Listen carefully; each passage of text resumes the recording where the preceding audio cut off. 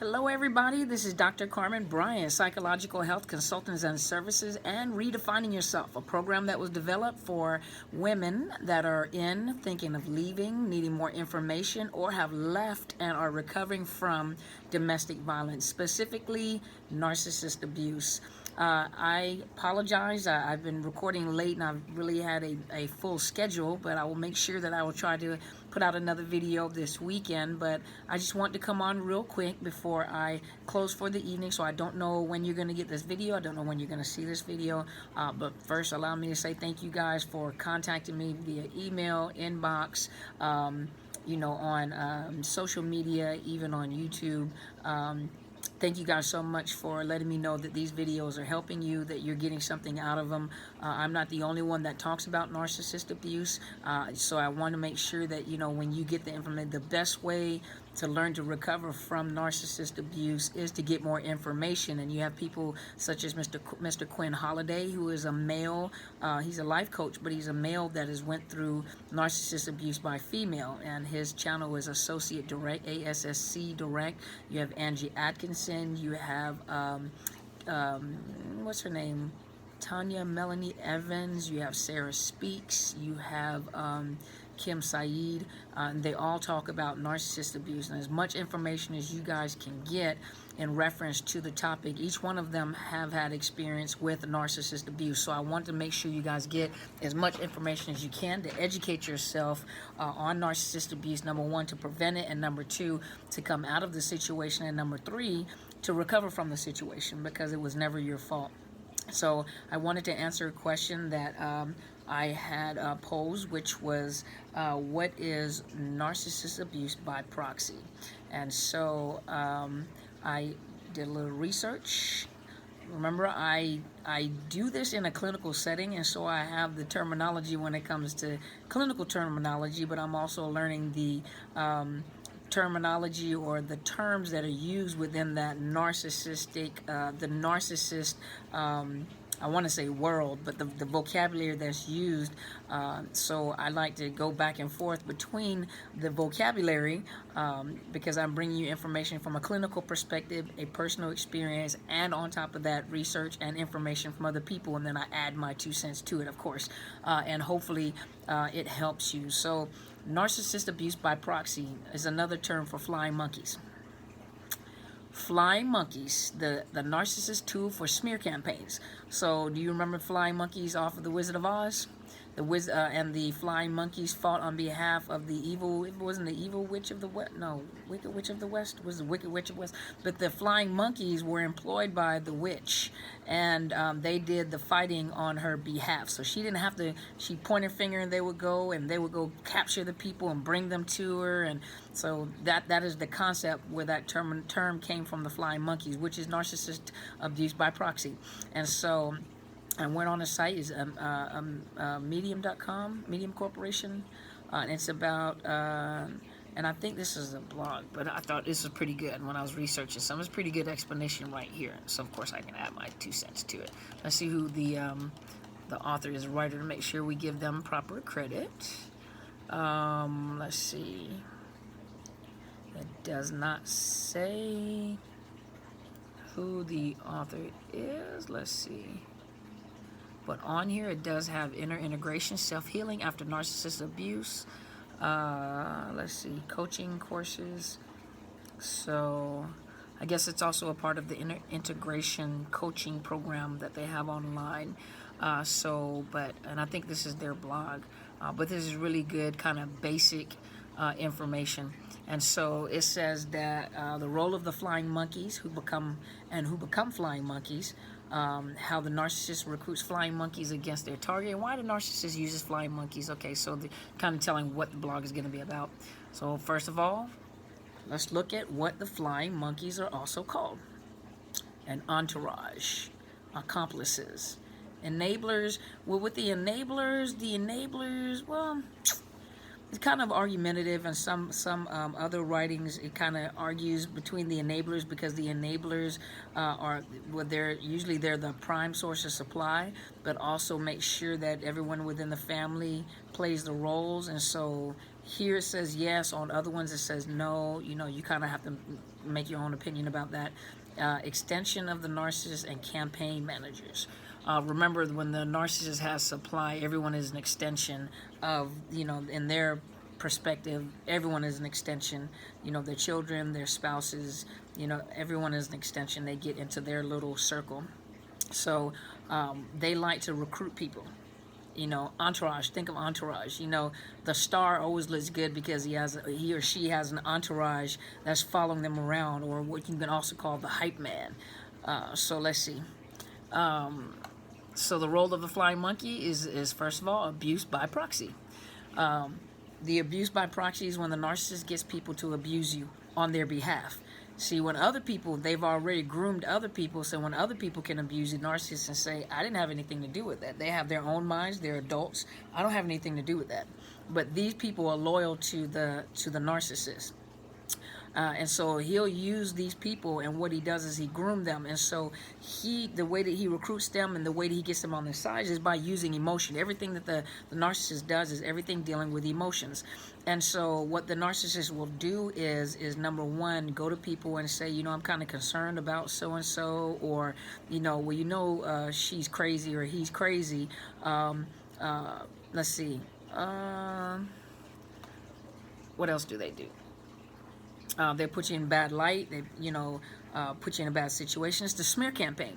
They spend a lot of time working toward making themselves look good and making you look bad.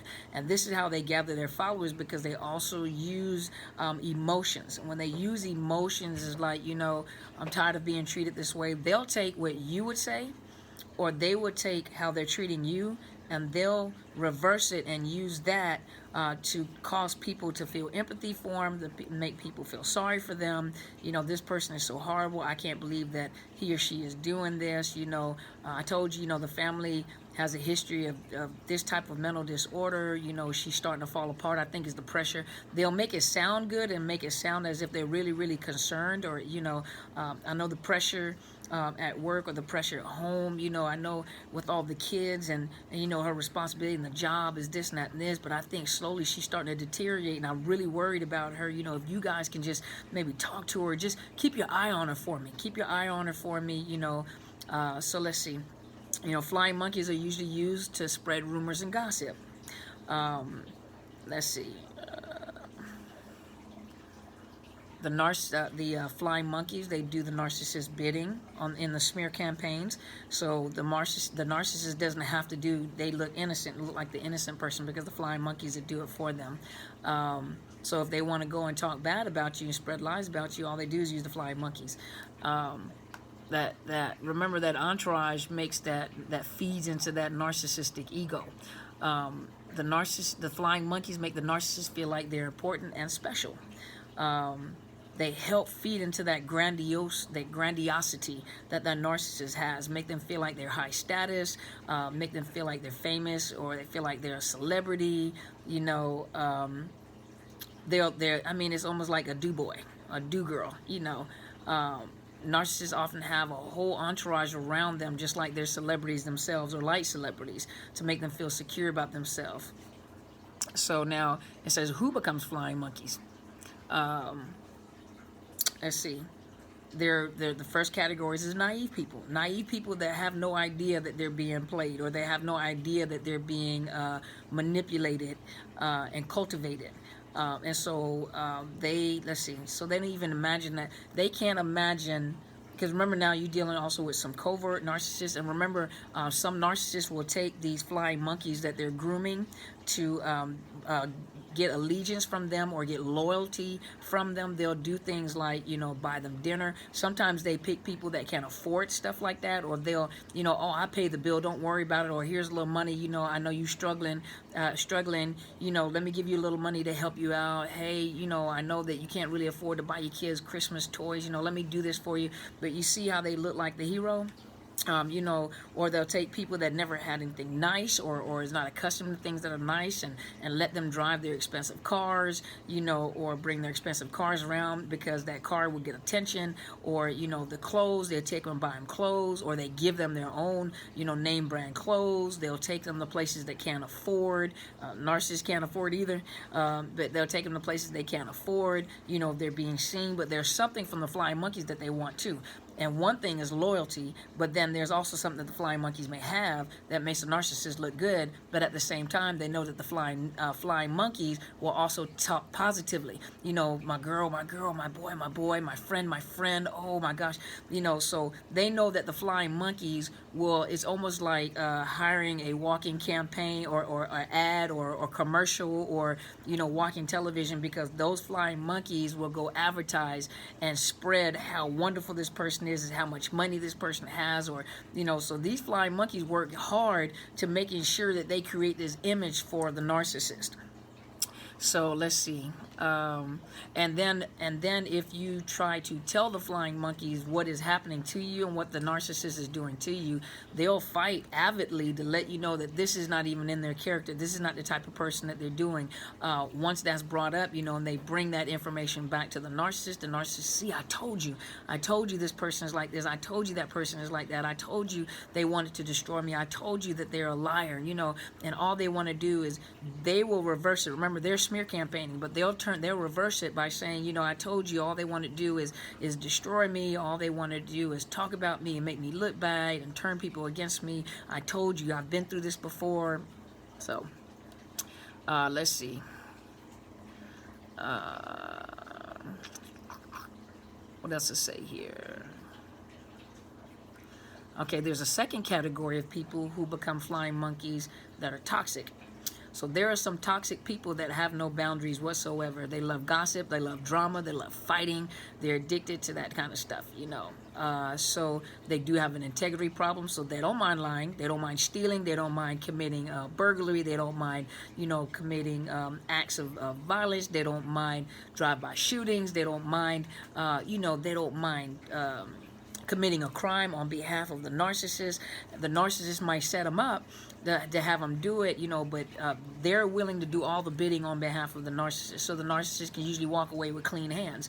I didn't do it, you know, I didn't convince them to do it, but they have a way of manipulating and talking them into doing things where it appears as though it is their idea and not his, so, or hers. And you know, these are people that don't mind fighting on behalf of the narcissist.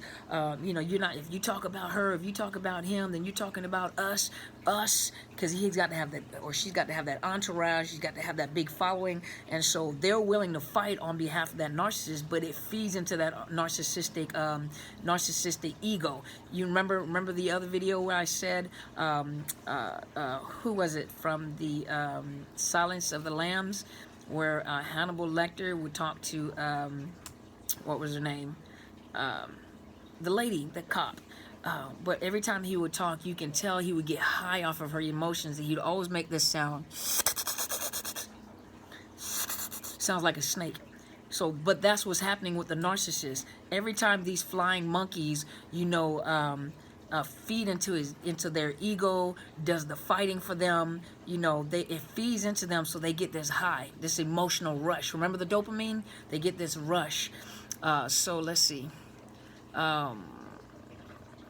The flying monkeys don't mind going around telling people how crazy you are and how great the narcissist is. You know, this person did this for me. Remember, the covert one is very charming, very nice, and they support him and fight him or fight for her. Let's see. Remember, because you're the crazy one. That's their favorite words, is that they're crazy, they got mental health issues, they got problems. Let's see. They're being brainwashed by someone else that's telling them the truth. Let's see. They'll play the role as concerned. This is the narcissist. Let's see. Flying monkeys will also discredit the witness. So one thing that another thing that flying monkeys will do is they work very hard to discredit you, because that narcissist worked very hard to recruit them and get their gathering around and feed into their insecurities. And so they don't have a problem with helping that narcissist discredit you as a witness and making you feel bad and shaming you. A lot of times flying monkeys are community, your family, their family members, your family members, circle of friends. Remember I said on the other video when they were asking whether or not to stay with the friends or to leave the friends as the narcissist friends.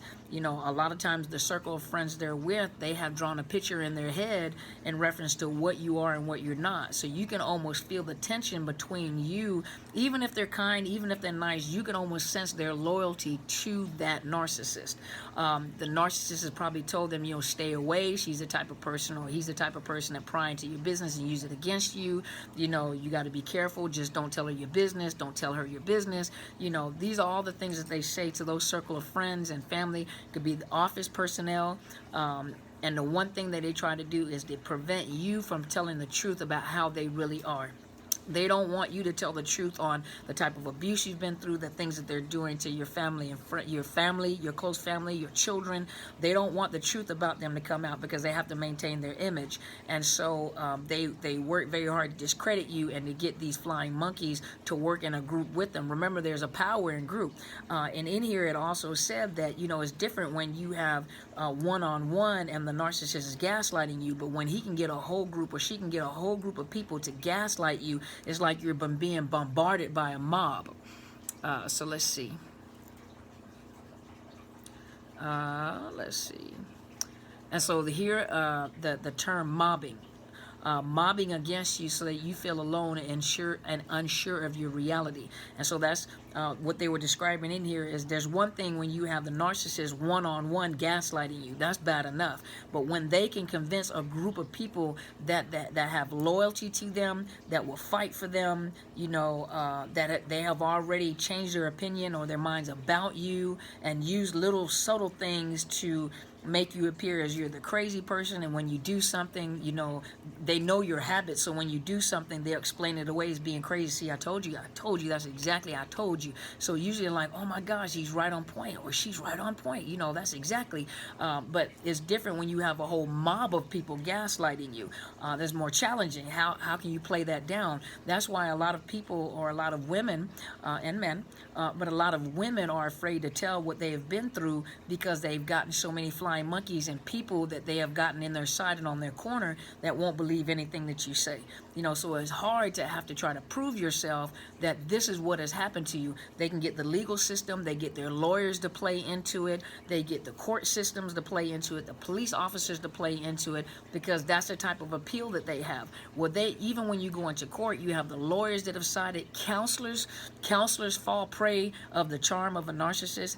And remember I said before, it's very hard to spot a narcissist. Many times it doesn't, unless, you have a psychiatrist or a psychologist that does particular clinical testing and measurements where it will come up, where it's more obvious, where they have the testing where it's more obvious at what the disorder is.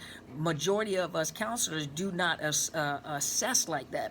I do a full assessment and I do watch. A lot of times I watch by certain things that they've said, but a lot of times the manifestation of the disorder is not obviously evident and clear sitting in a clinical setting. Likewise, when you're dealing with people in public, most of the time it's not easily detected, and they're really so charming and so nice that you fall for it, and a lot of times it isn't until you come out of the situation in which you realize that you were in a narcissistic relationship, friends, family, loved ones, children, and so as I was saying too, is that it's hard for women to come out of situations like this because majority of the time people don't believe them. People can't believe that such a charming and nice person could be this insidious, this devious, this hideous. Is it hideous or heinous? But they can't believe, and like I said, the narcissist has built up a following of flying monkeys. And so it's hard, many times women suffer alone or don't talk about it, but this is what we're here for now. This is what we're here for. These life coaches that are here, the ones that are talking about it, the pastors that have come forth and start talking about narcissist abuse, and even within the church with the leadership, across the globe, you see it. It's all around you. So it's now time to make us aware, not us, but to make people aware of, what are these, what these narcissists are doing, how they're abusing family and friends. There's nothing that's off limits to them. There's nothing, perverse minds, you know, people that have no consciousness, that have no sense of, they have no empathy, they have no, the one that I discussed before, his name is H.G. Tudor, and he described, he said, I think someone asked him, like, do narcissists have emotions? Do you have feelings? He says, yeah, we have feelings. He said, but we just don't have feelings. No, we don't have emotions like, you have emotions. He says we feel rage, we feel anger, we feel bitterness, we feel jealousy when you're superseding us or you look better than us. We have jealousy when people may laugh at your joke and they're not laughing at ours and we're not the center of attention. He says so, but we don't have the capacity of feeling love and empathy and compassion for people. It's just not there. What's the point? So that lets you know just how, and this is a self-proclaimed narcissist sociopath. He said he's of the elite, you know, so he talked about the low grade, mid grade, and the elite, and he says that he is a master narcissist, and he talks about it. He says we don't have feelings like that, you know, and so the narcissist does not have the capacity to feel feelings for people. This is not, this is abnormal. So that lets you know there's an abnormality in their brain. There's an abnormality, you know, they have been traumatized, and somewhere where they have been traumatized, those emotions, those feelings, you know, the brain has been affected like that. And so I said that to add that onto the answer and the response to what is narcissist abuse by proxy. You're talking about the flying monkeys. That's what you're talking about. They're flying monkeys. Hopefully this has helped you. Hopefully this has helped you. Hopefully this is helping you. You know, please email me, Dr. Carmen Bryant, DrCarmenBryant @outlook.com. You know, inbox me on my professional Facebook page, which is what is it? Psychological Health Consultants and Services. And please subscribe to my YouTube channel, which is Dr. Carmen Bryant, Overcoming Narcissist Abuse. Make sure you hit the bell so that you can get alerted whenever I post the videos. Thank you guys so much for your support. Thank you for all the emails. Thank you for the inboxes. Thank you for the comments on YouTube. Let me know what you want to talk about. You know, I've got plenty of topics. You know, let me know what you want to talk about. You guys stay tuned. Thank you once again. Thank you for support. Share this video with someone. Someone needs to hear this, okay? Because someone is going through this. I guarantee you that if you send this out, there are some people that are watching it that are going through it. And there are narcissists that are watching it that are learning from it. So I just want to equip you and prepare you. And on top of that, I want to make sure that we also deprogram you to give you an understanding that was never your fault. It was never your fault. You're not the crazy one. But there is something wrong with the narcissist and the abuser that you got attached to. You guys have an awesome evening. Thank you so much. And as my friend always says, go and be great.